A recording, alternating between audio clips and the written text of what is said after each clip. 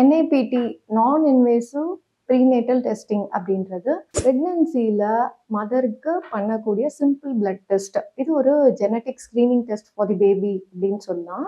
Mother பிளட்ல இருக்கிற foetal செல்ஸில் அதோட genetic அனாலிசிஸில் பேசிக் chromosomes மெயினாக 13, 18, 21 அண்ட் 6 குரோமோசோம்ஸில் ஏதாவது இஷ்யூ இருக்குது அப்படின்னா ஈஸியாக ஐடென்டிஃபை பண்ணுறதுக்கு இது ஹெல்ப்ஃபுல்லாக இருக்கும். இது ஒரு ஸ்க்ரீனிங் டெஸ்ட் தான். ஃபாரின் கண்ட்ரீஸில் இது ரொட்டீனாகவே ஆப்ட் பண்ணுறாங்க. லைக் அரௌண்ட் அந்த என்டி ஸ்கேன்னு சொல்லுவோம் இல்லைங்களா, 12 to 14 வீக்ஸில் பண்ணும்போதே இது ஆஃபர் பண்ணுறாங்க. நம்ம ஊரில் இது யாருக்கு பண்ணுவோம் அப்படின்னா, அபவ் 35 இயர்ஸ் இருக்குது, வேறு ஏதாவது டவுன் சிண்ட்ரோம் பாசிபிலிட்டிஸ் இருக்குது, ரிஸ்க் இருக்குன்னும் போதோ, இல்லை உங்களுக்கு ஸ்கேனில் இனிஷியல் பண்ணுற 12 to 14 வீக் ஸ்கேனில் ஏதாவது ப்ராப்ளம் இருக்கிற மாதிரி ஐடென்டிஃபை பண்ணுற மாதிரி இருக்குனாலோ, இல்லை அதில் பண்ணுற டியூவல் மார்க்கர் அந்த ஃபர்ஸ்ட் ட்ரைமஸ்டர் ஸ்க்ரீனிங் பிளட் டெஸ்ட்டில் ஏதாவது இஷ்யூ இருந்தாலும் என்ஐபிடி ஆஃப் பண்ணிக்கலாம். இது ஜஸ்ட் ஸ்க்ரீனிங் டெஸ்ட் தான். இதனால கன்ஃபார்ம்டா பேபிக்கு இஷ்யூ இருக்கும் அப்படின்றது சொல்ல முடியாது.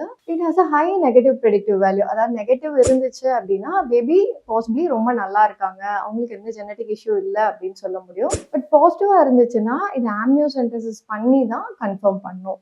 நன்றி, வணக்கம்.